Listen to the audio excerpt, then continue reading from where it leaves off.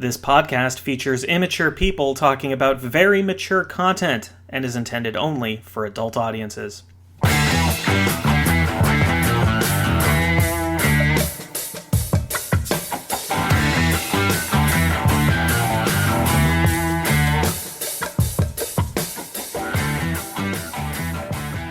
Hello, everyone, and welcome back to The Pen is Mightier. It's the world's greatest, possibly only audio fanfiction and erotica competition. I'm your host, Paul JP, and I am so thrilled to welcome you to Season 2 of the show. We are going to throw open the doors to the Coctagon, dust off the cobwebs for a bone-chillingly belated battle. It is our post-Halloween special. We are recording this on November 1st. I love Halloween so much that I wanted to get a Halloween episode in anyway, so we're starting the season with the post-Halloween special, and I'm so stoked to get started. I'm going to introduce our guests. Our first is a perennial favorite at the Toronto Sketch Comedy Festival and is possibly the most dominant champion that the live show has ever seen. It is Taylor Davis. Hello. How are you, Taylor?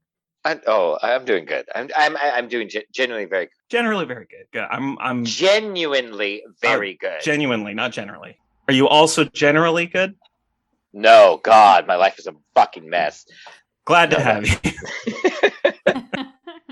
Our second guest is a multidisciplinarian artist, a comedian, and is co-host of the show Love Is on the Podcavering Network. It's Cassie Pyatt. Woo! Hey! Thanks for having me, Paul. Thank you. And how are you doing? How are you feeling? Generally okay, I think. I'm doing genuinely right. okay. Good. Okay, yeah. Things are going good over here, you know? All things considered. Just hanging out here with my cat. It's a good time. Yay! What's your cat's name? His name is Jack. Everybody say hi to Jack. Hey, Jack. Boy, Jack. Hi, Jack. Can you pet Jack? Will he do anything if you pet him? And it's okay if he doesn't. It just what counts I want to pet him. That's all. I feel like I need to reach through. He's snoozing right now, but I'm sure our stories will get him woken up. I hope not. Yo, get that cat horny with her fan fiction. That would be maybe the absolute worst thing is to find out that you've gotten a cat that actually understands erotica. Yeah, and also just got neutered last month. Is like, yeah, you know what? I still remember. I remember what it was like. Well, just because I don't have balls doesn't mean I don't got spirit. Yeah. All it's doing is hurting his feelings. Well, our final guest is not, in fact, Jack the Cat. Our final guest can be heard on the podcast Break a Wish, can be seen on the web series Good Morning Tonight, and can be experienced live as a member of the sketch duo 1623. It's Kat Letwin. Hello, it was me all along, my friends. It's Kat. How are you today, Kat? I'm really good, actually. Yeah, I'm doing very well. I wrote something extremely stupid, but also very dear to my heart for this show.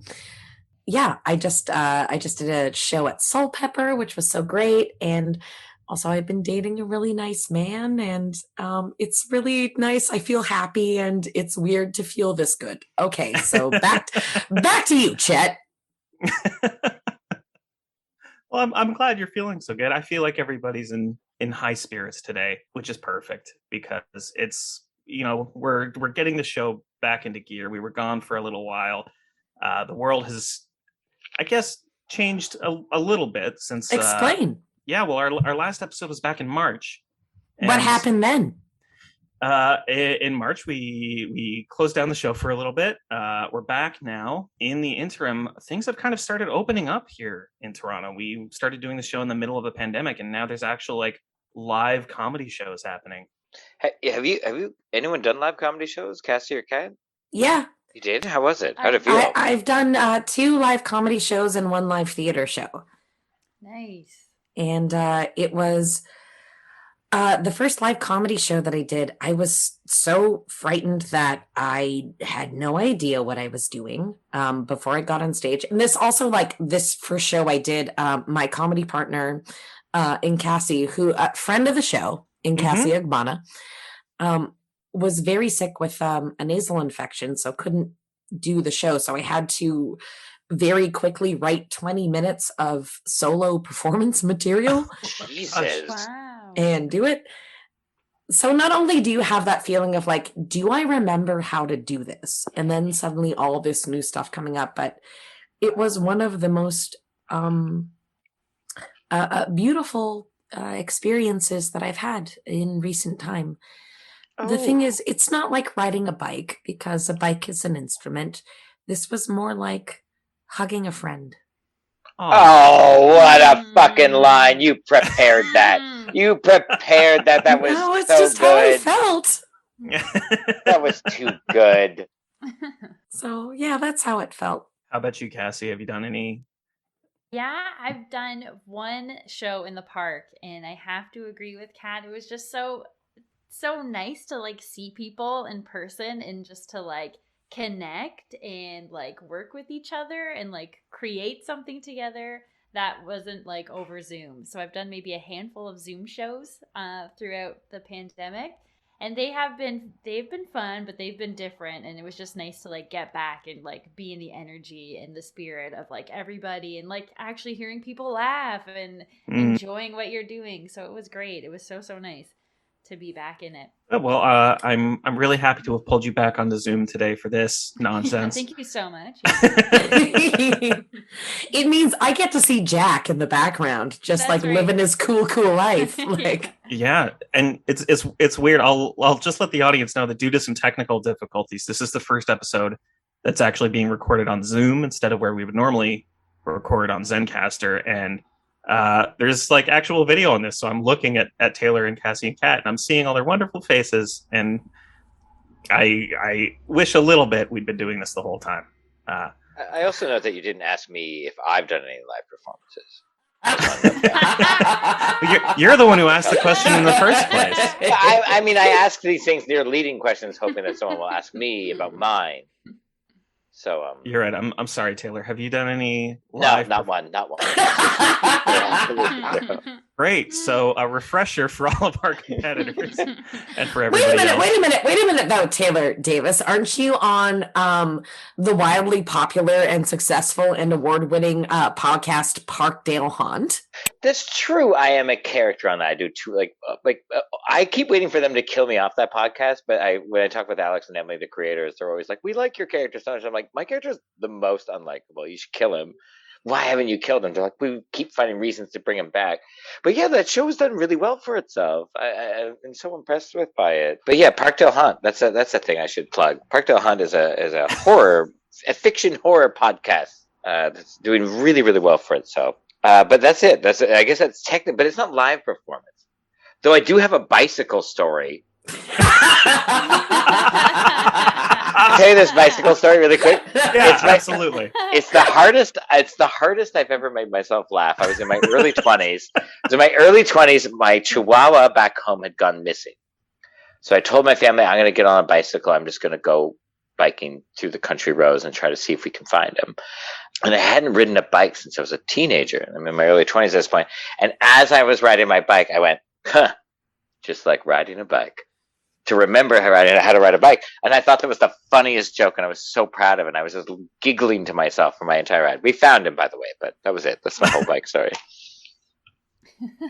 Thank you for sharing your bike story. That's it. I'm not a very exciting man, Paul. I don't got much. I write smut for you and question myself afterwards. That's what I do. Just like riding a bike, brother. Well, you shouldn't question yourself. You're very, very good at it. And in fact, my dad, who does listen to this show, awful. I'm so sorry. Well, that first episode of the show, Taylor, unfortunately, did not win. I believe Rachel Manson was the winner of that episode. Was it the Titanic one, right? It was the Titanic one, and my dad was pretty mad about that. Okay. He made sure there's so many real stakes in whether he made sure show. He made sure that I knew that he thinks you should have won that episode. So just know that while the stakes for this show are very low, there's no like prize money or anything like that. My dad's mood is in your hands. So thank God. That show lives in infamy. I was broken up with the next day. I remember my favorite thing about that breakup though is she walked in the door and I go, I think I just killed my Titanic story. And she's like, listen, we need to talk. I was like, oh. and then it went right into breakup conversation. And I was like, but I remember the intro of that as me going, guess what? I think that Titanic story went really. Oh, sorry. Where's this going? And then my whole like world changed. I'm sorry to laugh, but I mean, you're a part of it. You're kind of a part of it now. It's a big deal. I'm part of it, but I'm not responsible for it. I really want to. I mean, we don't know. We don't know that. We don't know if I hadn't done that story, how would have things been different? Like, we don't know. Do I blame you, Paul? Do I blame you, Paul? Yes. I think that's wonderfully silly, and also I'm so sorry. And also, for everyone listening at home who isn't looking at Taylor Davis on Zoom right now, Taylor has got some pretty intense Stanley-Tucci-energy. Oh, I get that a lot. I know you do, and it's because you got that energy going for you. So, surprise, Taylor! This erotic fan fiction podcast is now a dating podcast. That's such a good shout, though. He does have Stanley-Tucci-energy. Yeah, it's the glasses. It's the glasses and the bald head. It certainly helps. Yeah, but it's also the idea that you could potentially make a Negroni. Yeah, I watched his cocktail making videos. He makes them wrong. I'm saying it right and here. This is the most Stanley-Tucci energy of all. I can't unsee it now. It's forever in my head. I'm so sorry, Cassie, and also I am so sorry, Taylor. I'm. You know what? There's worse people to be affiliated. I get that all the time. Like, do you know who you look like? I'm always like, yeah, I know it's Stanley-Tucci. And they're like, no, because I love me the Tucci. Don't get me wrong. I'm a big fan. I take it as a huge compliment. So as a refresher for the competitors and everybody else listening, today what's going to happen is these performers are going to go head to head, presenting readings of erotica in hopes of winning the approval of the others. And along the way, we'll play a couple of short little bonus games for extra credit and fun. And at the end of the episode, we'll all collectively decide who has done enough to be named the winner. And because this is our post-Halloween special, before we get started with our stories, I do just want to check, did all of us celebrate the scary season appropriately? Yeah, so I work for Casa Loma. I work the escape games. So even though I worked all weekend at those escape games, I went to Comedy Bar on Saturday night, and I was dressed as Kitana from Mortal Kombat. Nice. Oh, with cool. the mask, it works perfect. Yes, thank you. Yeah. Exactly. Yeah, that was the whole point. I wanted to build a costume around having a mask on. And it was wonderful. I got to hang out with my dear friend Cassie, who her and her friend Georgia were dressed as the person and the sign that fucked up the Tour de France rider. Oh my goodness. I love how so good. What a fucking... So many people have gotten so specific with costumes this year. Well, it's we've amazing. had enough time, haven't we? Yeah. I guess there's not really much else to do. The amount of costumes I've seen on just on my Twitter feed of people choosing their favorite niche characters from Tim Robinson's I Think You Should Leave. Oh, wow. What a deep cut that one is. And I mean, just all of the different ones. I saw one photo where two guys showed up to the same party dressed as I've got too much shit on me. Oh, yeah. I just don't want to be around anymore. Yeah, two of them. At the same party. I could say that, like me dressing as Kitana, I technically showed up as one half of a sloppy steak, because let's face it, I was a piece of meat that night. Hey! And the other half was you drank lots of water, because you stay hydrated. I am so hydrated. Thank you. Yeah. Mm-hmm. Yeah, good. How about you, Cassie? Any fun Halloween shenanigans? I took it easy this Halloween. I went to my friend's house, and we've been watching Lost. So I'm watching Lost for the first time. Yeah, whereabouts are you on Lost? Oh man! So I just finished season 5 last night, and my mind is blown. Oh man! You're in the time travel season. That's it. Oh, so far I think it's like one of my favorite seasons. Anything to do with time travel, it really gets me going. Yeah. The Variable, the episode called The Variable, an episode of season 5. Wait, is this too niche? Should we not talk about Lost specific episodes? I'm a huge fan of Lost. I fucking had a great time when I watched that show.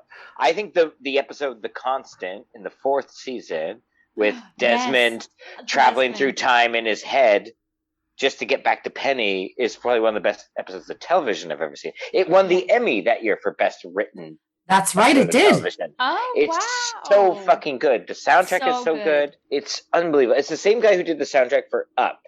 So all that beautiful piano. you heard Michael in Up- Giacchino. Michael Giacchino, yeah. He did all the soundtrack for all of us, and every single character has their own theme song, and it's what a beautiful show. I think So all the balloons that they have in Up to literally make the house go up, that's how we feel when we hear his music. yeah, sure. I do feel that too, I guess. I don't know if that was the intention. Sorry. But no, I'm so excited. If it's season 5, I was there for Lost. The final Lost episode, I hosted a Lost party, and everyone had to dress up as their favorite Lost characters. I dressed as John Locke because I had my head and I was ready to go. My favorite was a guy who dressed up as like the guy who gets shot with an arrow in one episode. His one line, then is immediately shot in the heart with an arrow. And he showed up as that character, which was such a deep cut for a character. It was actually a really, really fun get together. But it was really the wrong idea. We want to watch the series finale and be quiet, and there's like 60 of us all trying to be quiet while watching the series finale of a show, and it was like, no one's being quiet, everyone's being loud, and it was like, this is a terrible idea. Why did we do a giant party for this? Taylor's been waiting 15 years to get this off his chest. I've been waiting to rewatch this show. Like, I just gotta find somebody who hasn't seen it and then go through it. Like, I have to live. I haven't seen it. Paul, you're not ready. Oh wow! I'm not ready. I'm a little insulted, I think. I feel like you're gonna hate on this show a bit. I will say the first season is that a problem with me? Or? No. The No, first absolutely season, not. The first season's impeccably like smart and fun and good, and like the rest of the show is just chasing that first season high. Mm-hmm. The first season's so good. So no one walks away from the first season being like, this is a bad show. The first season's incredible. It's about whether or not you debate whether or not it's a good show later on. Mm-hmm. But the fact that you're still sticking around, Cassie, for 5, so far, yeah, you're doing great. And thank you. And that episode, The Constant, it was one of my favorites as well. Desmond is like one of my favorite. I've gone back and rewatched that episode many times. I've seen that episode more than any other times I've seen that show. Like I've just gone back and just watched that episode on its own because the ending of that episode is so tear-jerky and beautiful. Oh my god, so good. She picks up the phone. Oh my gosh, so good. You guys don't understand the reference, but after 8 years, he told her, "I will call you in 8 years. You just have to be here," and she's there after 8. Oh my god. True love. Oh, true love. Yeah, it's very good. So good. And I'm really to happy think for that all both of that of you. could happen on an island. Or could it? It's so much more than an island, Paul. I know. I've been on and around the internet in the last 10 years. I know some of what happens in Lost. For Halloween, personally, I did nothing. Nothing? I watched Dune in theaters yesterday. I usually I like to set up my house as a haunted house for kids. I love doing really? Like that's my favorite thing to do in the world because I think Halloween for me is I absolutely do not enjoy like going out to bars dressed up. Like I don't get as an adult. Like I get like the people who like I'm going to dress up. I feel like as adults we try to pick up what's the most original costume we can come up with this year. It's more of a competition like who comes up with the most nuanced and like original costume that no one thought to do. And that's what being an adult at Halloween is about. And I was like, you guys all missed the point. What Halloween as a point for me is when you're a kid, it's like the spooky aspect. It's like anything can happen. It's the paranormal. So I like being a part of that world. I always love setting up a haunted house for kids and like making them be like, oh my God, did you see this house on this street? This house, it's the cool house. So I want to make it a spooky place. I just didn't have time to do it this year, so I just didn't participate. But had I had a chance, I would have. In past years, I used to live with a shadow puppeteer, and we would set up a spooky shadow puppetry show in the foyer of our house, and like kids would come and watch our like spooky shadow puppetry show. It was the cutest. I loved it so much. Shit. It's so the cool. Coolest shit. Wow, that's awesome. I did walk around after I saw the movie. It was like only like 6:30, 7 at night. I did like as I was walking home. It was like a half-hour walk home. I saw so many kids out trick or treating. I hadn't seen that in so long. I got to see so many kids in their like little outfits. It was very fun. That's my favorite part. I think that's my favorite part. I think when you hit like late teenager years, early like university years, like you lose what Halloween means. It just transitions into like a drunken party where you dress up. And my current roommate is from France, and she loves spooky stuff, and had no idea Halloween was such a big deal in Canada. So we went and saw Sweet Dan Rosen's Game of Crones the other night, and as we're Dan Brian Rosen, who just finished up Game of Crones. It was a great show. And as we were walking back home from the subway, she was so excited about like all the spooky decorations. There was one house down the street from us that had like a full ghost like light show going on. And she was like, I didn't know that this is what you do here. Really? I am going to take a photo for a video for my sister because I didn't know. And she really was so excited. Did she go as Werner Herzog for Halloween, and that's why she sounds like that? Or? And she wanted to see the baby. I didn't want to comment on the accent. You're so right. Sorry, it was such a bad accent. I'm so sorry. No, but your Werner Herzog is really good. You got a really good Werner Herzog is the good news. It's really good. Yeah, he's been real cool living with me. He doesn't do the dishes, but like he's pretty cool. I mean, you ask him and he just says it doesn't matter. I've been enjoying all of your company so much, but we do need to get this competition going. So let's get started with our first story, which is going to be brought to us by Cassie Pyatt. So Cassie, last time you were on the show, you wrote a story about getting COVID tested. I did. You know what? I almost wrote a story today about my love for the PSL, the pumpkin spice latte. Ooh. But that will have to be next time, Paul. Today I have one called Clown from Hell. And it is a Buffy the Vampire thing that I found online. So this one is by Forsaken 2003. That makes sense. Clown from Hell. Should I get into it, Paul? Please, yeah. Jump into whenever it. you're ready. Here we go. Spike and Xander were paired up for patrol, which normally wouldn't bother Spike. He and Xander had become sort of friends after being roomies for a few months before Spike moved out. For the most part, he was the best out of the lot. When he wasn't complaining about work, that is. When my boss called me stupid, today he called me stupid because I was giving teenagers in costumes free small fries. He said kids dressed up for Halloween got free fries. He didn't say anything about not including teenagers. They're kids too, aren't they? Spike said, not really listening. Xander accepted the response. So, now I'm on bathroom duty for the next month. Do you know how disgusting humans are? Well, I lived with you, didn't I? Spike said. I'm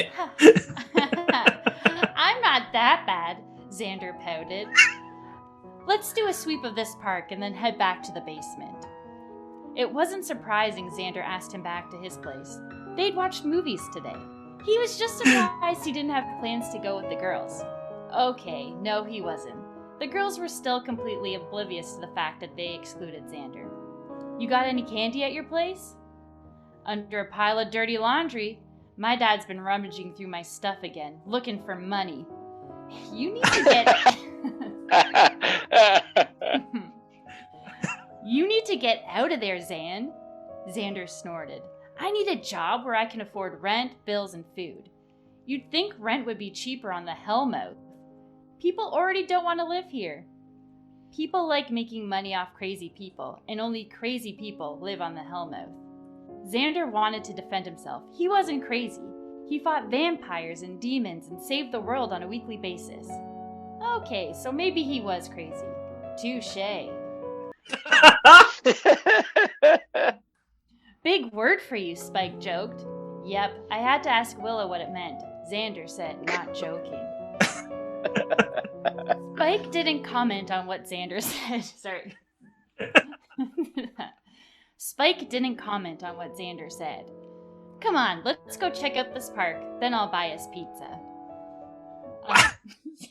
Sorry. Okay, I have to interject. So, Sorry. So earlier, who was asking for candy?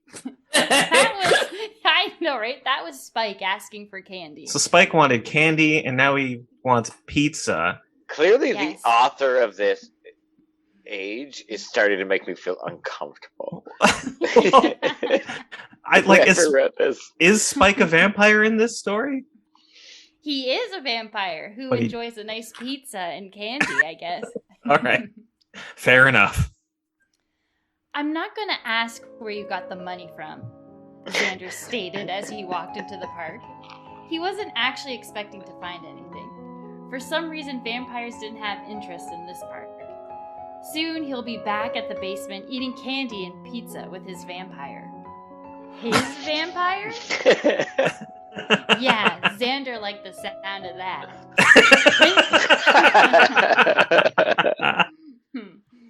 When did I become your vampire? Spike asked. From his reaction, he wasn't mad about the slip.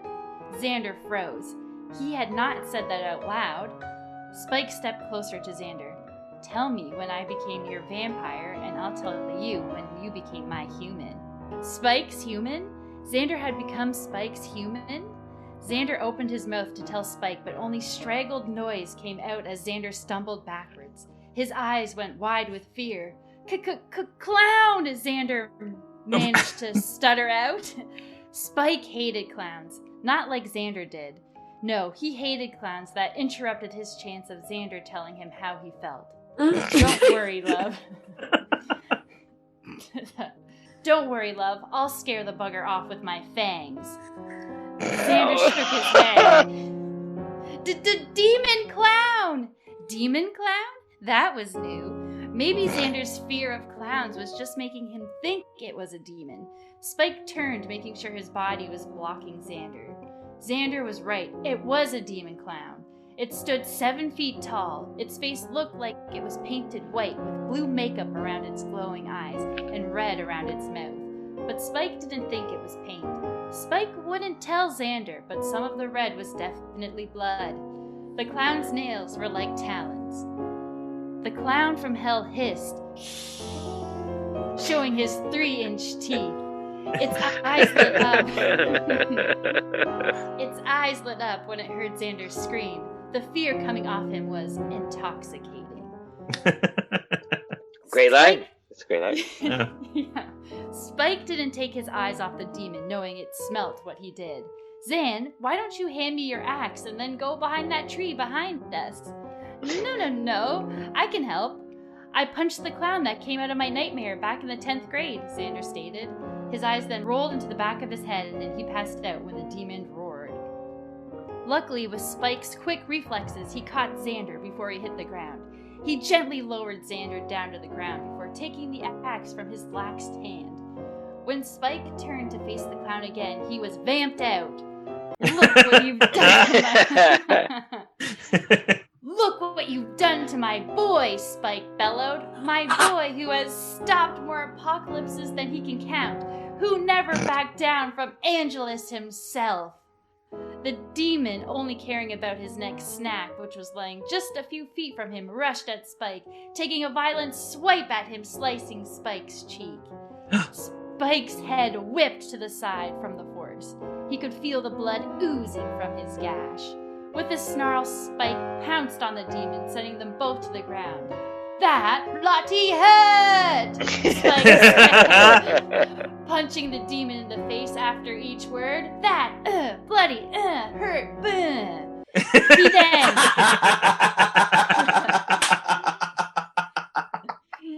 He then took the axe and held it up over his head and swung it down right between the clown's eyes. Spike spat on the dead demon before climbing off him. Xander was just coming to when Spike knelt beside him. Is it dead? It's dead, Spike confirmed. You okay? No, Xander said, honestly, his eyes closed tightly. I thought my fear of clowns was over when I faced them back in high school. Spike pulled Xander into a sitting up position.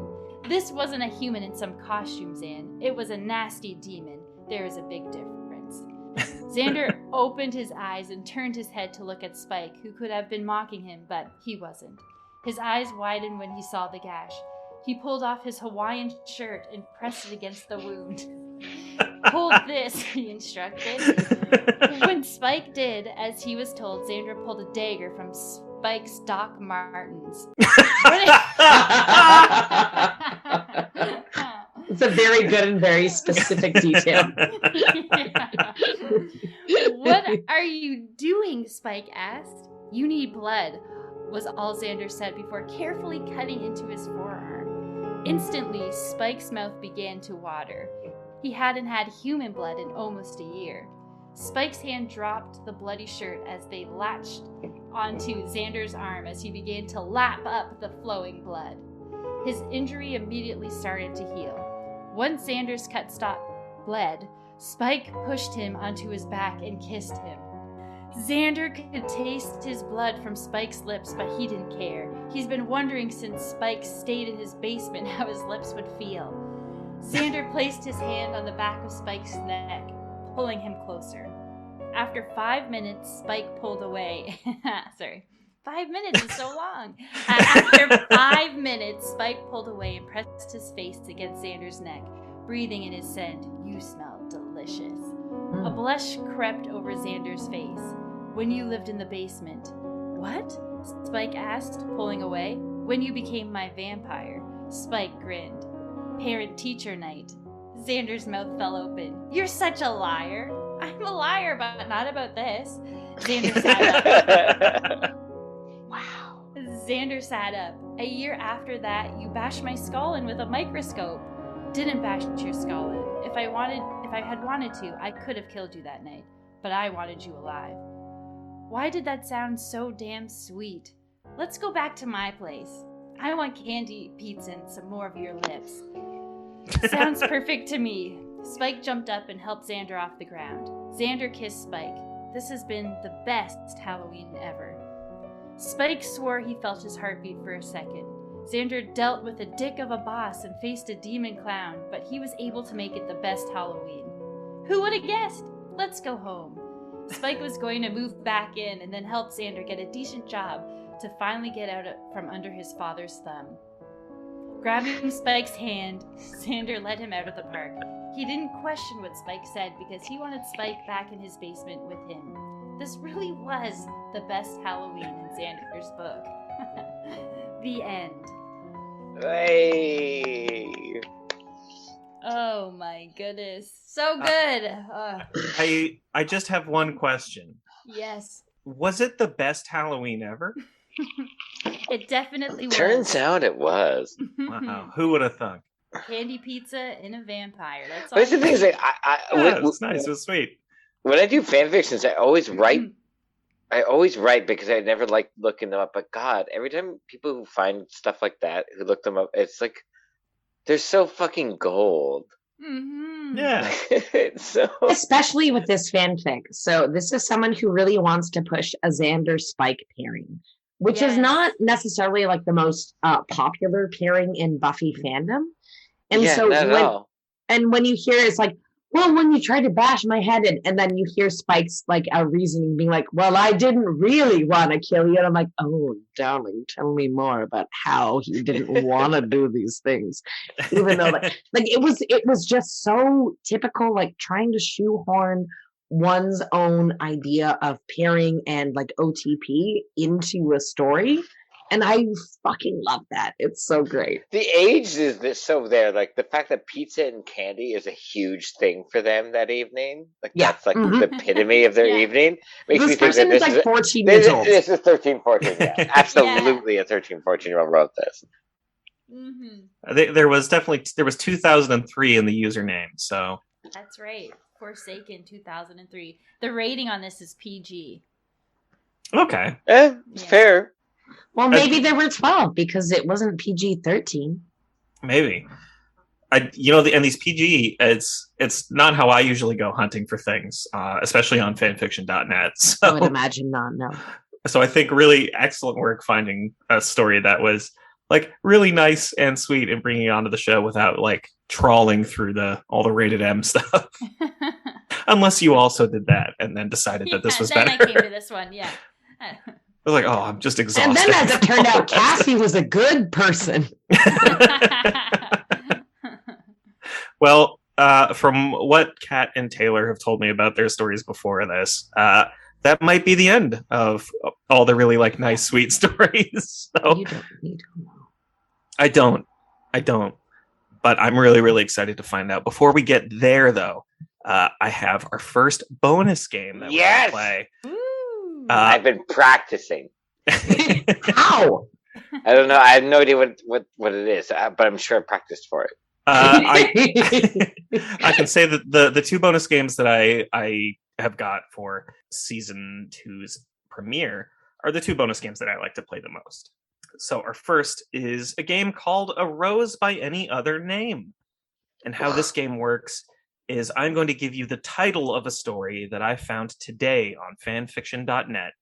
And based on the title and the title alone, I want you to try and guess the fandom that the story is about. Fantastic. Can't wait. Mm-hmm. Ready. Great. So our first title, and actually I'll give everybody a hint, like on this game and our next game. All of these are going to be sort of vaguely Halloween-y. Read into that however much or however little you'd like. The first title that I have for you is Still Waters. Oh boy, that could be anything. Still Waters. Still Waters. You know what? I'm going to choose to assume it's the fanfic where the giant squid fucks Hogwarts the castle. So I'm going to say Harry Potter. I'm gonna go with Friday the 13th. Okay. Cassie, any thoughts? That was my thinking too. Friday the 13th. We'll double up. We're both going in on Friday the 13th. You're both gonna double up. See, Kat's a student of the game, and she knows this giant squid fan fiction. It's famous. It's a classic. Unfortunately, it's not that one. No! Still Waters is a Friday the 13th story. God What? Oh! Is it about Jason Voorhees? Yeah. Most of the stories I was able to find were all between sort of brackets Jason Voorhees, comma OC.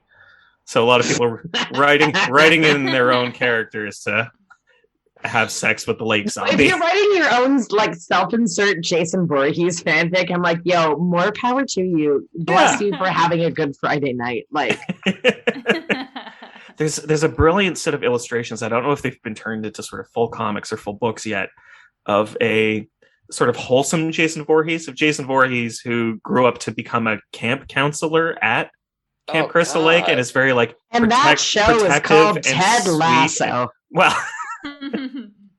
They're really, really wonderful. My first thing I was writing was Michael Myers and Jason Voorhees fucking. That was the first thing I was writing. Because I really wanted to play. I really wanted to play with the Jason Voorhees mutated face and what I could do with that. But then I came up with a different idea and it got cut out. But like, I loved the idea of like them like waterboarding each other. It was fucked up. It was because it's like they were like they're violent people. They were into gross shit. All right. Well, our second title that I have for you today, Hidden Truth. Hidden Truth. And is this Halloween themed? Like Halloween themed? Well, it sort of is vaguely scary. Hidden Truth is too much. It can be anything. Hidden Truth. Yeah, you know what? And I'm gonna go full Squid Game in one of those later episodes and put myself fully out there. I'm gonna say it's The Secret Garden, Hidden Truth. My favorite scary movie.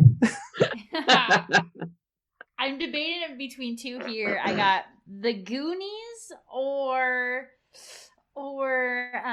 Hidden Truth. Oh my god, it just slipped my mind. So I guess I'm going with The Goonies. The Goonies. Okay. So for Hidden Truth, I guess The Mummy. Oh my gosh, that was. I'm not even joking. That was the one that I was thinking. With Don't try to. You guys are on a wave. You are on a wave. Jumping onto his point. onto all of his But guesses. is it the secret garden? We joined in the first one, Cassie, and I was fine with that. Yeah, I swear. Agreed. But the mummy is mine. I'm talking Brendan Fraser mummy too. I'm not talking any other mummy. So it was in fact none of those three. I don't know if anybody is sort of closer than anybody else. It was Phantom of the Opera. Fuck you. Oh. Fuck you. What? What did I do? That's not Halloween themed at all. He's scary. He's got a mask. He's wearing a mask. He's very, very charming. Yeah, and then, he takes the mask off, and it's Lon Chaney with his nose taped up, and it's scary. Yeah, and it is terrifying that you can watch that movie in your French class, and that is part of your grade 11 exam. And also, yes, it is terrifying that when you go to New York for the first time, apparently you're supposed to watch it, and you're really expecting for the fucking like a chandelier to swing down in front of you, but it moves so slowly. Can we give this award to Kat? Because this is clearly something very triggering. Clearly, it was funny. So we'll give a point to Kat. Don't give me this out of shame or desperation. It's pity. It's pity. It's full on pity. I've got one more title for you. Well, as long as it's out of pity, no worries. Okay, what is it? The final title is Unshackled. Who was shackled? That's a good question. I'm going with the Hobbit. With Smaug. I'm going dragon. Smeagol? Not Smeagol. Smaug. Smaug was the dragon who was like sitting atop all the gold. Yeah. Okay. Why not? Okay. Unshackled. I'm gonna go with the Hobbit as well. I'm gonna go with Game of Thrones. Okay, Cassie, no, you are not. You are out. You're just out. This bandwagoning. I'm gonna give everybody another guess here. Whoa, we're all I'm back? gonna say, like Halloween, scary. Frankenstein's monster. Sorry, Cassie, do you want to pick Frankenstein's monster? Are you just waiting for an appropriate amount of time? The first thing Taylor did when I said the title was he asked, who was shackled? You know what? I know this is thought. absolutely not the answer, but I'm just gonna go with my heart and my gut. And I'm going to say it's The Changeling starring George C. Scott. Thank you. Thank you. Talking like 1960s Changeling, one of the greatest ghost movies of all time? Excuse me, sir. Do you know that movie as well? The one that was filmed in Toronto under the tax shelter era of Canada? My grandmother said, she showed it to me. She said, this is the scariest movie of all time. And she showed it to me. And I love that movie. It's a very, very good movie. It's a very good ghost movie if you guys haven't seen it. It's a brilliant ghost movie. It's not in the 60s, the 70s it was. 70s. But it's like the iconic ball bouncing down the stairs is from that movie. Mm-hmm. And it's like, like my chair, my medal. Like that. Like, yes, it's fucking great. It's so good. My grandmother forced me to watch that. It's fucking insane. She says, you have to watch this. I was a child. Sorry. And speaking of children's movies, I think I'm going to go with Muppets Christmas. The shackled old pair of friends. She's really close. I feel like this is it. It was Saw. Oh, boo! Boo worms! Yes. I was saying boo worms. The main characters from the first movie, they both get out of the weird bathroom and date. They're unshackled. They definitely date. Also, Kat, I have the Changeling DVD downstairs here. Just letting you know. Should we just stop this and then? Yeah, do you want me to come over and watch the Changeling with you right now? It's really good. It's really good. It's so good. It's one of my favorite movies. Yeah. Everybody came out of that game with 1 point, but Kat's point was a pity point. So we'll see if that plays into the final scores. Pity point, baby. We're going to move right along, and we'll see if Kat can add to that pity point because our next story is going to be told by Kat. Well, all right, my sweet chuckle fucks. Let's do this.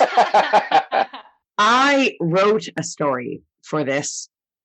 And at first I thought like, oh, it's post Halloween. Should I do like I don't know, like a Nightmare Before Christmas thing? But then I thought, no, I'm going to write a fandom that I know very well. I'm going to write X-Men. And this is a story called 50 Shades of Jean Grey. Beautiful. Oh, what a name. Good What a title. great name. It's a very good title. All right. It was the day after Halloween at Charles Xavier School for Gifted Youngsters, which meant all the teachers were hungover and all the students were also hungover. Remy Gambit LeBeau had made his special Creole punch, vodka, whiskey, absinthe, and Faygo mixed in an open picnic cooler, and left it in the common area so everyone could laissez les bon temps brûler, even the children. Luckily, Bobby Iceman Drake had frozen himself solid to ease his headache, and all the students were draped over him trying to find some relief.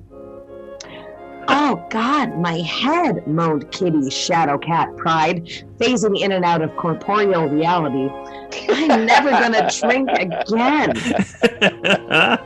That is what they all say, said Pyotr Kolossus Nikolaevich Rasputin. But I tell you, in the frozen wilds of Siberia, there is no such thing as never drinking again. Have you ever met a sober yak herder? I've never even met a yak herder, said Jubilation Jubilee Lee, who was still dressed as Riff Raff from the Rocky Horror Picture Show. What a tragedy. Do we still have to go to class today? Asked the kid from the first X-Men movie who used his teleportation powers only to win at basketball. No one listened, for no one knew his name. Meanwhile, in the danger room, Jean Grey awoke to clamps on her wrists and ankles. Using her psychic abilities, she told the hangover inside her head to go for a long walk in the woods, which it did. It was later shot by a hunter and successfully fed to a family of 4. Jean pulled against the restraints, and memories of Halloween night came gushing back. There she was, in the danger room, programming a spooky simulation for all the students. She had a bowl of candy, not full-size chocolate bars. She was on a teacher's salary after all, and was excited to give the kids a real trick-or-treating experience. Considering the school was located in the woods of upstate New York and the nearest neighbors were 10 miles away in an onion town. But she had programmed a block of houses, each spookier than the last, and had astral projected herself into each one to answer the door. Now, she hadn't considered there was only one candy bowl, though, so whilst in the middle of figuring out the logistics, Scott Cyclops Summers came waltzing into the danger room. Huh, thought Jean. Scott never waltzes into anywhere. He can barely box step. Jean! Yelled Scott, as he often did, which put Jean's incredibly psychic mind at ease. Scott! Yelled Jean back, as was tradition. He swaned, thought Jean, toward her, grabbed her by the waist and held her tightly enough that she could feel his erection pressed against her thigh. What's gotten into you? Jean gasped. Not enough of me yet, said Scott. Now, it was at this point Jean felt concerned. All this physicality and now this cleverness, well, this wasn't the Scott Cyclops Summers she married at too young of an age. Before she could say anything, Scott pushed her against the door of the first spooky house. Headless Victorian ghosts floated by, a ladder to the kitchen table littered with decapitated heads. He's swept them aside, and they quietly muttered their British displeasure as they bounced across the linoleum, and Scott hoisted June atop the table. But this isn't the bed, Scott, June exclaimed, knowing that Scott could only find pleasure in her hard curves whilst on a soft bed. I know. I don't plan on resting, Scott growled into her neck as his hand raked down her chest, squeezing first her cement-like left tit, then her concrete-esque right breast. He explored his fingers down her sternum and navel, grazing her stomach before finding warmth and wetness between her legs, and it was here that Jean pulled away. "You're not Scott," Jean said with flat-toned conviction.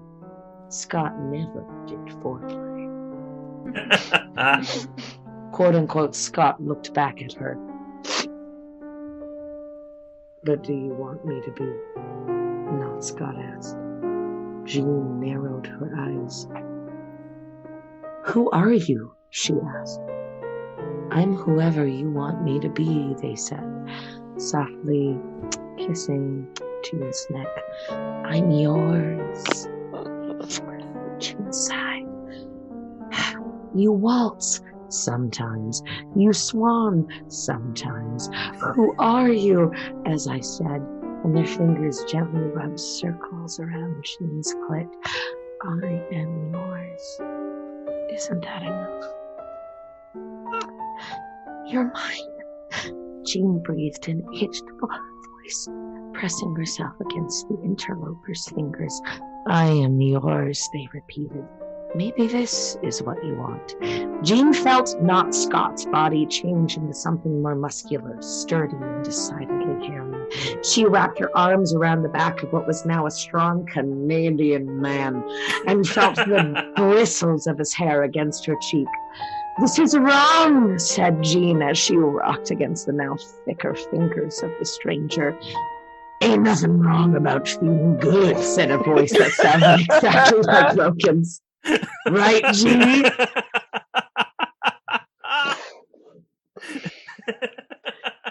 Jean couldn't help but moan as tendrils of pleasure wove themselves into tight knots around her insides. "No," she whispered. "No."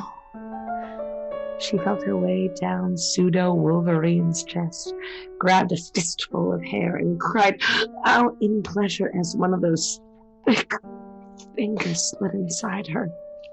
"Maybe you want me to fuck you like a beast," the stranger said, transforming into Hank McCoy, which took Jean right out of the moment.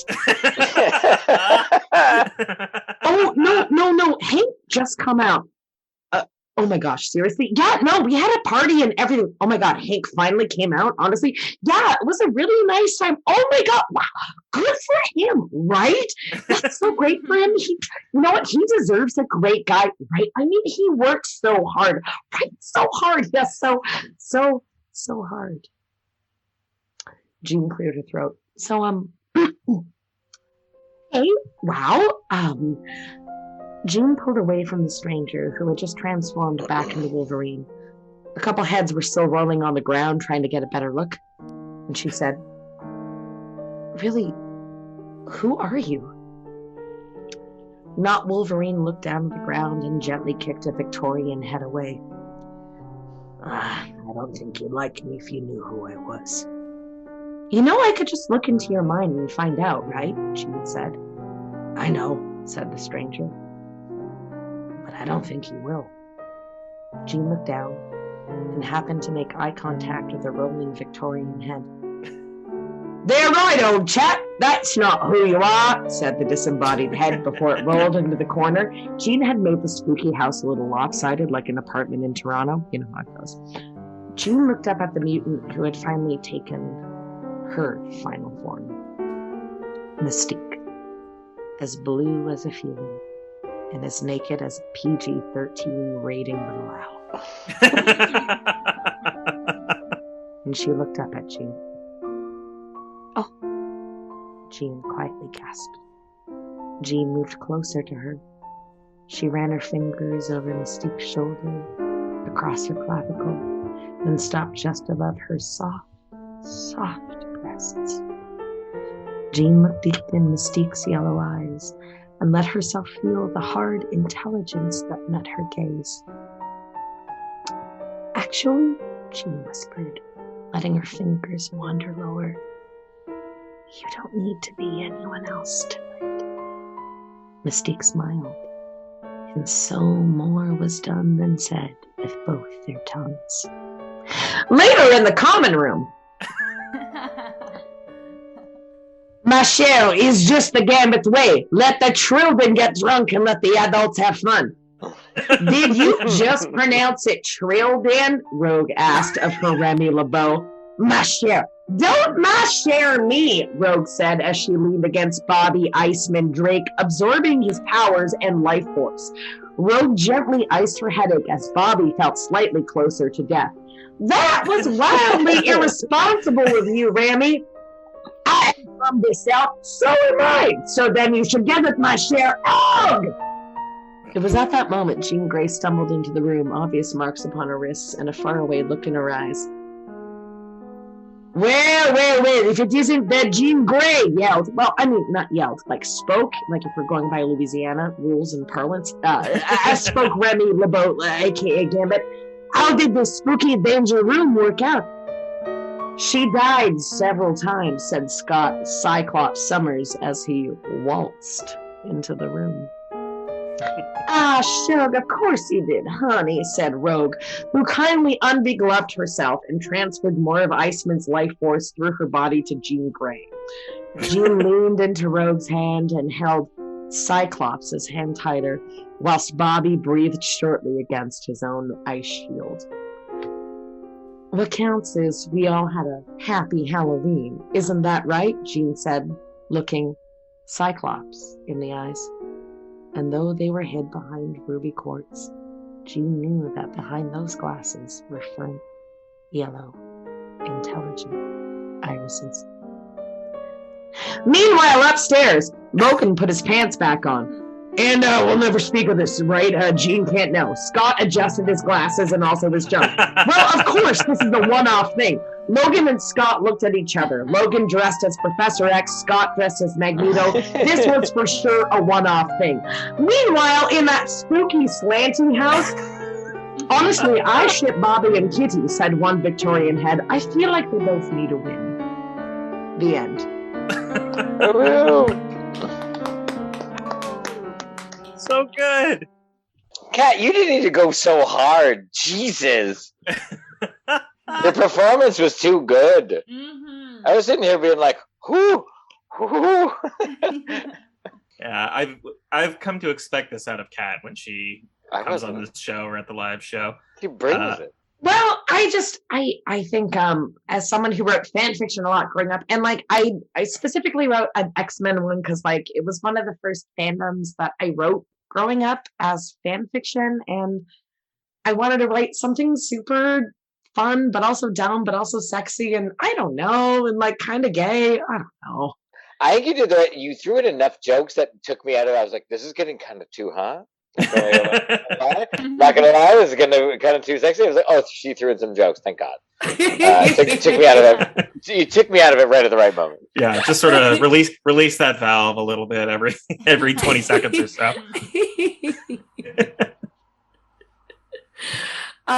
Yeah, I don't know. Like, thank you. I appreciate that. I will stop talking now. It was great. It was really wonderful. I love that so much. So thank you for bringing that to us.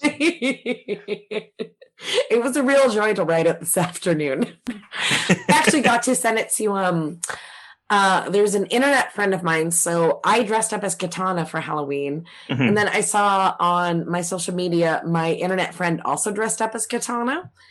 And she's someone who I met on, I think it was a Pokemon message board back when I was 13. Wow. But she was also an X-Men fan. So I was sending her pages of this as I was writing it and being like, yo, from one Katana to another, what do you think about this weird erotic X-Men fanfic? Yeah, I don't have anything else to add. That was awesome. I don't feel like I could send fan fiction to any friend of mine that I have and be like, how do you think? They would all freak out. Over anything I wrote, they'd be like, what the fuck? Like any person I know. Well, are they really your friends then? You're right, Paul. And also, you're friends with me.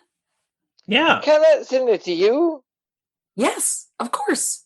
All right, are you kidding me? Send it to you. You just heard what I wrote. Are you kidding me? Fair. All right. We'll stop embarrassing Kat. by talking about how great that story was. Fine. And we'll start embarrassing Kat by seeing if she can struggle her way through another bonus game. Cool.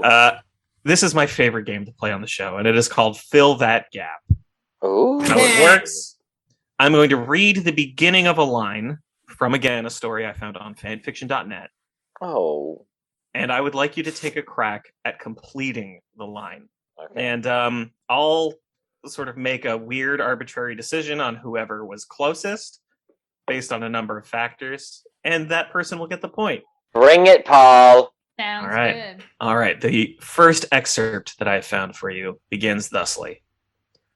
At first, the Ghostbusters couldn't figure out how blank. There's no more to the sentence. That's the end of the sentence? That's the last word? No, I forget the last it's in the middle of a sentence, and I need you to finish the sentence. All right.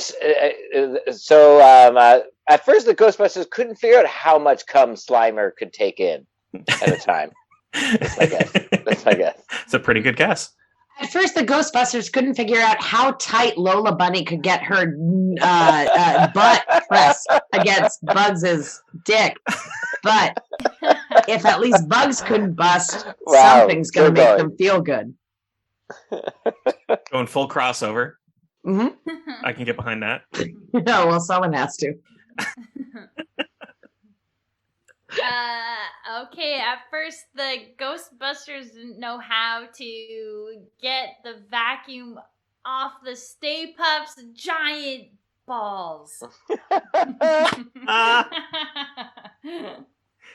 Oh, that was great. I think Taylor's gonna get the point here. He was close. Oh. He was closest. It wasn't specifically Slimer, but really, this one was sort of quite simple. It went Just with say it, Paul. at first, the Ghostbusters couldn't figure out how to fuck a ghost, but they soon got the hang of it, thanks to the semi-solid of ghost bodies and their own semi-solid bodies. Okay, I'm sorry, but this is already going against Ghostbusters canon. Dan Aykroyd got a ghost blowjob.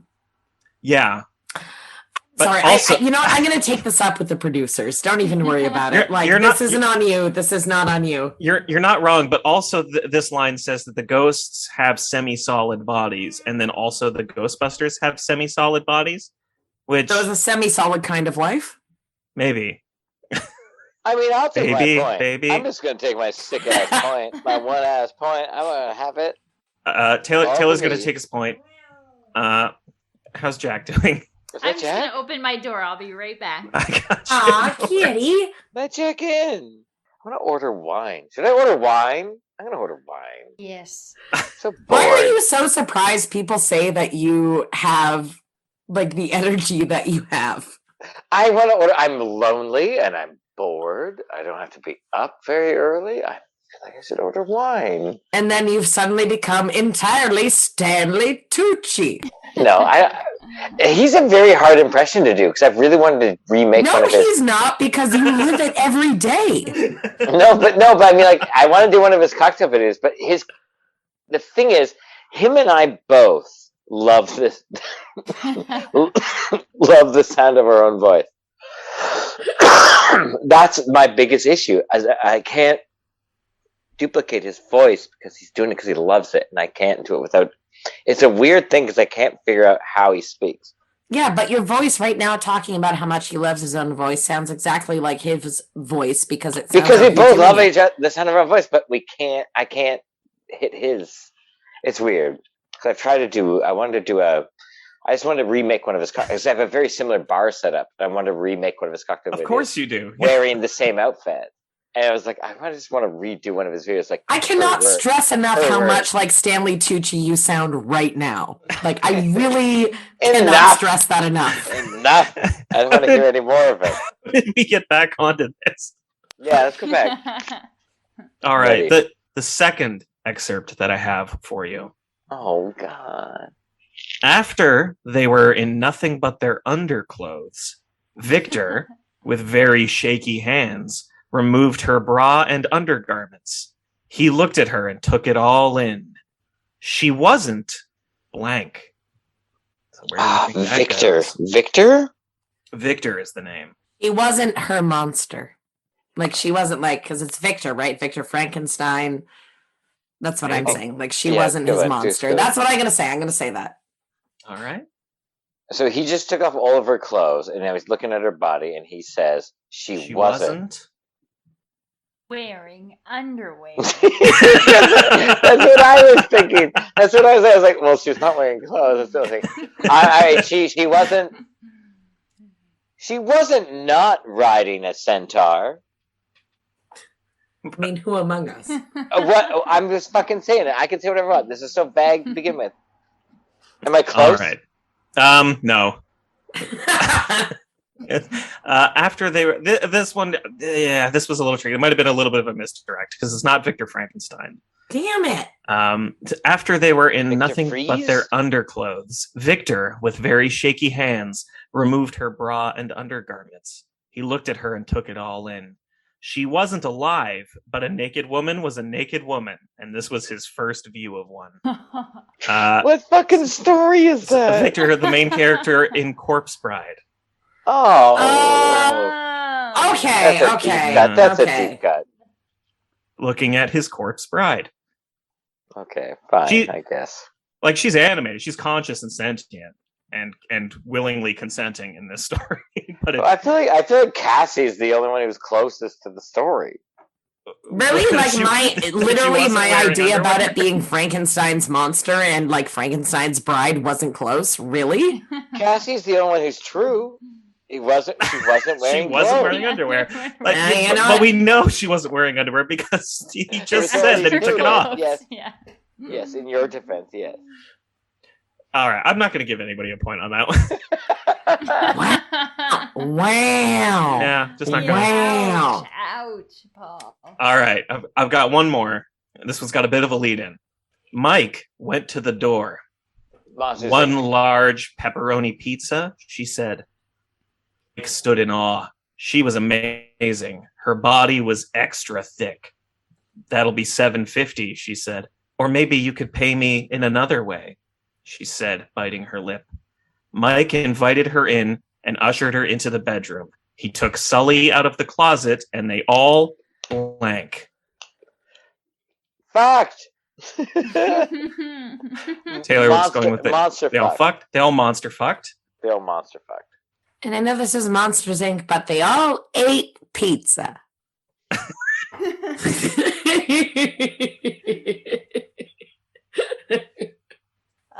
They all stole the jewels hidden in the safe of the closet. Sorry, are you an Ernest movie? Like, wow.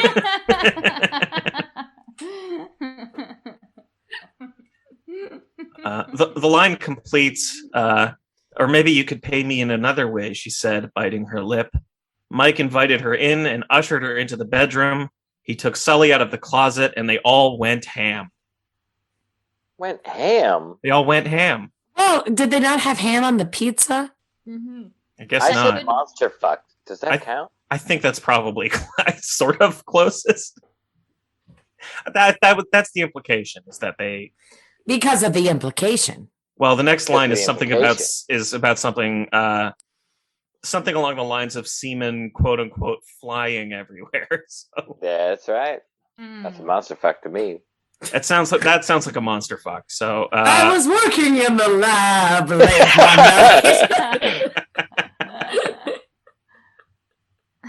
night. So we'll give the point to Taylor, and that makes him the winner of this bonus game. Cool. Yeah, no, that's fine. That's cool.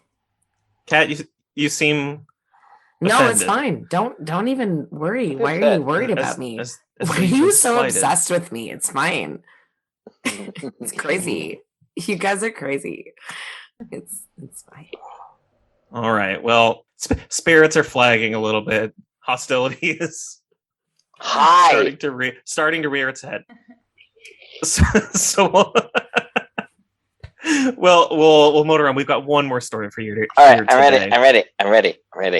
That story is going to be brought to you by He's Ready. It's Taylor Davis. Oh, so the title of this story is called "My Evening with the Skeleton King." That is the title of the story. Sorry. Okay. My grandmother died on a Tuesday. Sorry. Why are you laughing? Because It was of no surprise to any of us, as she had been fading for a long time. She was 91. The funeral brought me back here, to this house. The house where I grew up. I begged my siblings to let me go back to the city, but no one would budge. They wanted me to be here with the family for my mother, but no one were aware of the horrors that awaited me in my bedroom. They didn't believe me when I was a child, and why would they start now? They haven't seen what I have seen. The windows in my bedroom overlooked the cemetery. Mine were the only ones that faced that way. Every night as a child, I would witness the rise of the Skeleton King. I would sit in awe as he rose from his grave, crowned in bonish jewels. He would look to my window, and I'd hear his jaws snap open and shut in a soundless laugh. He would raise his arms, and row after row of skeletons would burst forth from the ground and join him in his dance. At least I thought it was a dance. As a child, I never understood what they were doing. They would grind and twist their bones together in a symphony of rattling clicks and snaps. Oh no. Some skeleton buried their skulls into the pelvis bones of others, chipping old teeth and cracking their brittle jaw bones. I would hide under my blankets and cover my ears, but to no avail. I would fall asleep to the sounds of bones against bones against bones. When I awoke, all would be as it was, as if it never were, and no one would believe me, except my grandmother, that is. She would tell me she knew all about the great skeleton dance, and that one day she would join them. So here I stand, nearly midnight, over 20 years later at my childhood window, waiting for the Skeleton King. You know, I began to doubt myself. Maybe I was crazy, just a kid with an overactive imagination. And then I heard the bells. I had forgotten the bells. They rang 12 times.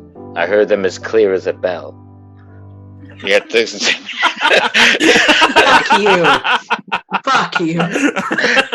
Yet the cemetery's church had been empty for over 40 years. There were no bells to be rung. It was midnight, and it was time for the Skeleton King.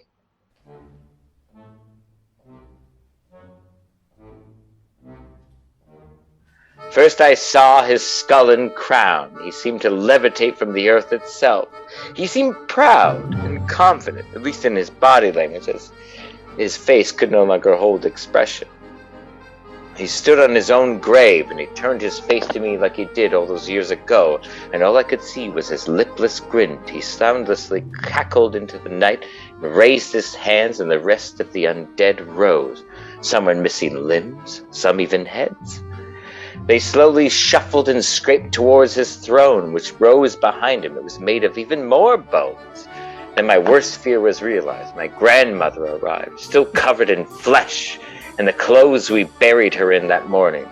"No," I yelled, "not her!" I ran down the stairs and rushed into the graveyard. I was going to face this nightmare. "Stop! Stop this! You can't have her!" The Skeleton King slowly turned his head to me. I had a sudden realization that this was something he wanted all along. As I stared into the void that were his eyes, I began to see as they did. I began to feel the pull into his dark web of bones. I could hear the skeletons' voices. They were all whispering, excited. My grandmother's corpse smiled at me as well. "Time to join the dance," she whispered. The Skeleton King placed his bony knuckles on my shoulder. "Do you not see? Now we're just here to bone." I screamed in horror as they peeled the clothes and skin off my grandmother, revealing her freshly bright new skeleton as they tore the flesh from her bones. The Skeleton King held me in place, either by strength or by some otherworldly power. I was transfixed. The skeletons all began to just aimlessly humping and thrusting into one another.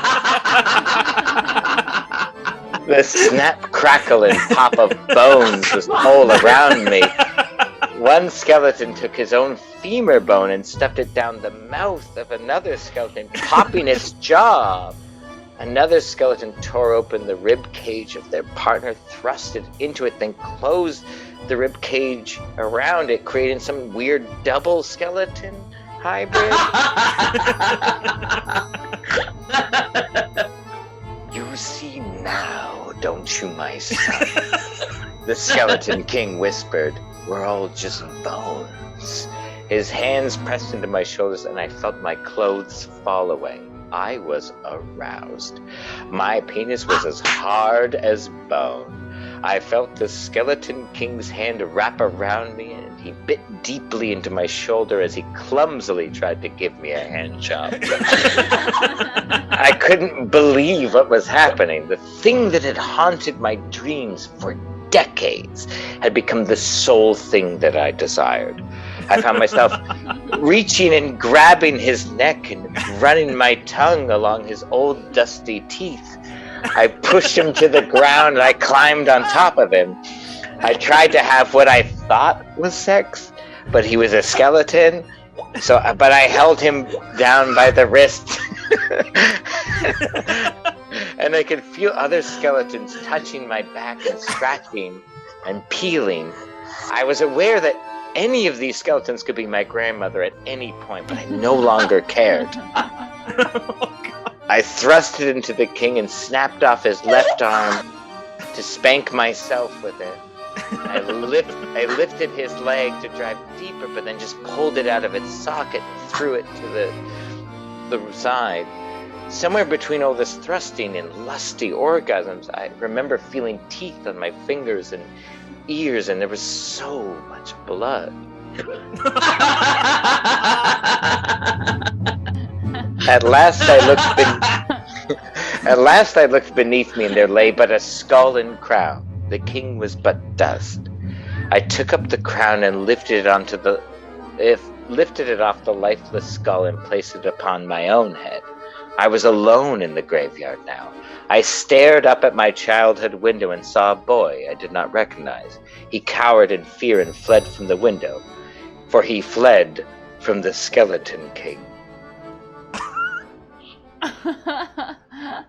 I became the Skeleton King. You get it? That's the end of that story. What a twist! What a twist. I am angry at how much I enjoyed that story. I'm sorry, that was, oh my god damn it, man, come on. My original version of that is much harsher. There was a lot more grandma fucking, and then I felt really uncomfortable about what I wrote. If you could send it to me, I would love to read that. Thank you so much. It was deleted. Oh no! As I was writing, I was full on banging grandma skeleton. I was like, I can't write this, and I can't just fuck grandma bones, not on a podcast. That was.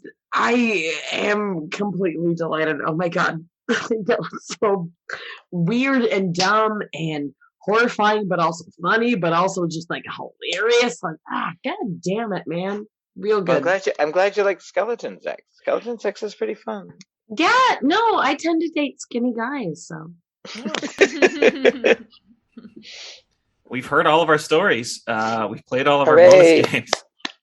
So great.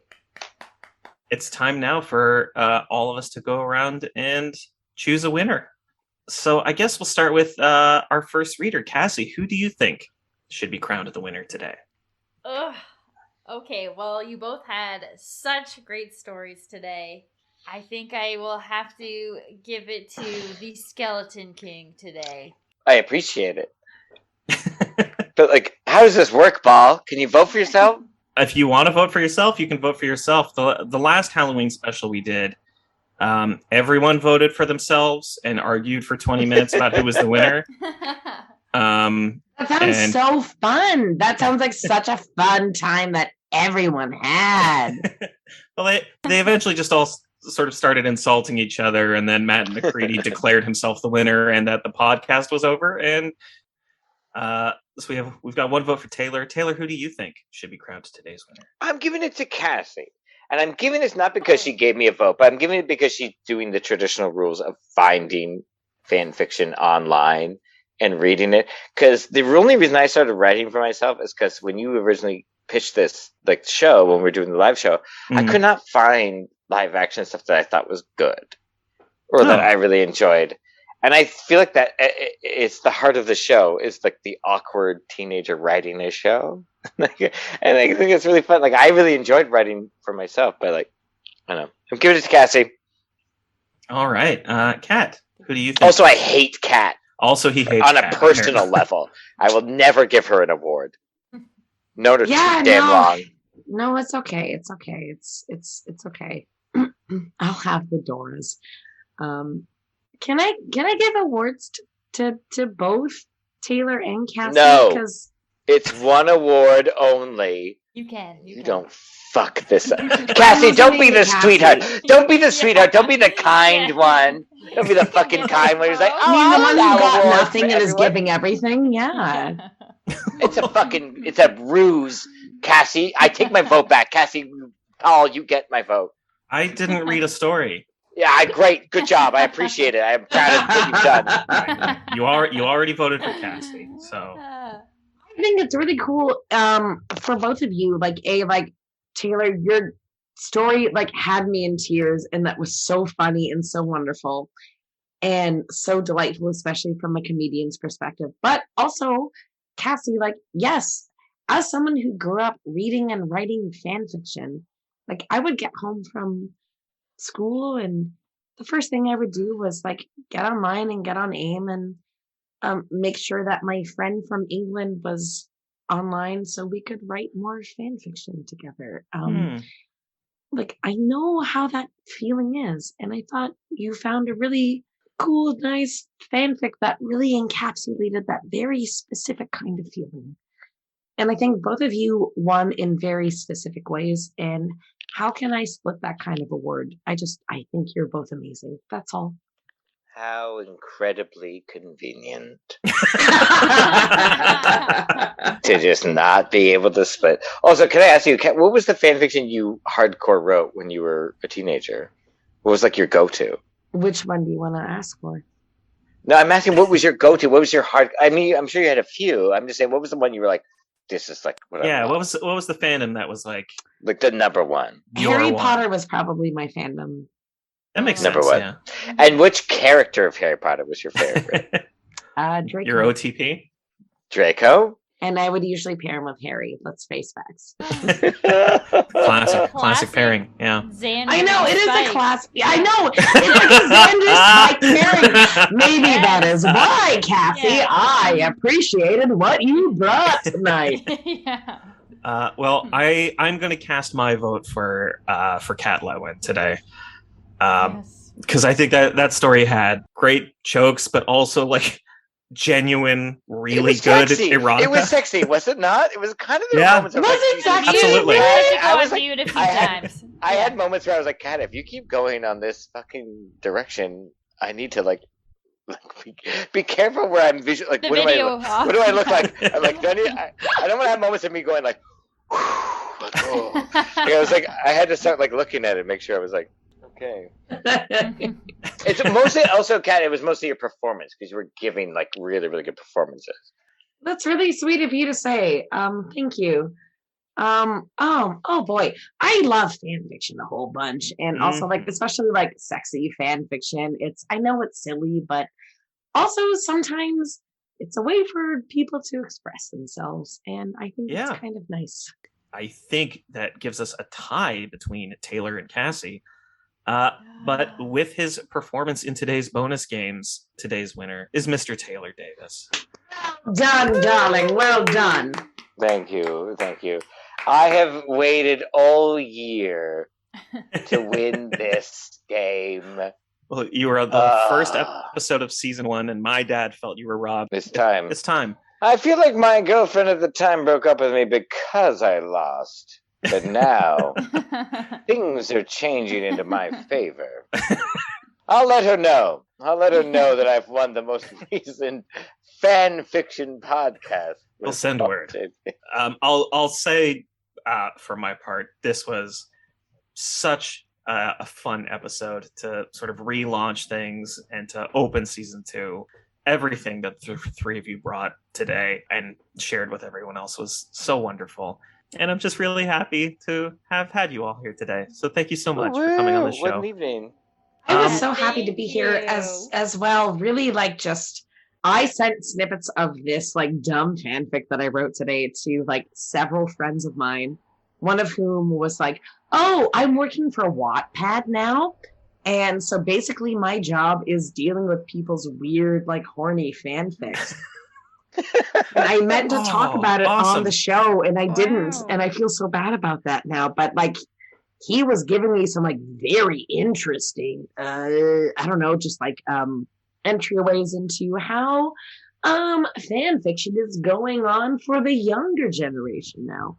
Wow, incredible. I have to maybe have both of you on if I can. Yeah, and I was like, okay, I'm not gonna. He asked me not to say his name. Never. Okay, because then I won't. I'll just have you on again. It's Kevin. Kevin. We'll talk about it. Leo. Mark. Nate. You're right. It's Nate, Kevin, Mark, and I knew it. That guy. But it's like, it's really, fan fiction will never die. It is a change, and it's different than from when I was first doing it when I was a teenager. And it continues to grow and change. And anyway, I just, it's what a joy to be a part of this today. Before we all say goodbye, it's time for plugs. Does anybody have anything coming up that they want to make mention of? Let the people know, things that they can see either live or online. You can hear me on Sonar Network with Break a Wish.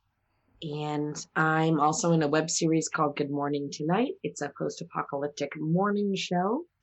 And also, now that things are opening up live-wise in Toronto, you can see my sketch duo, 1623. Beautiful.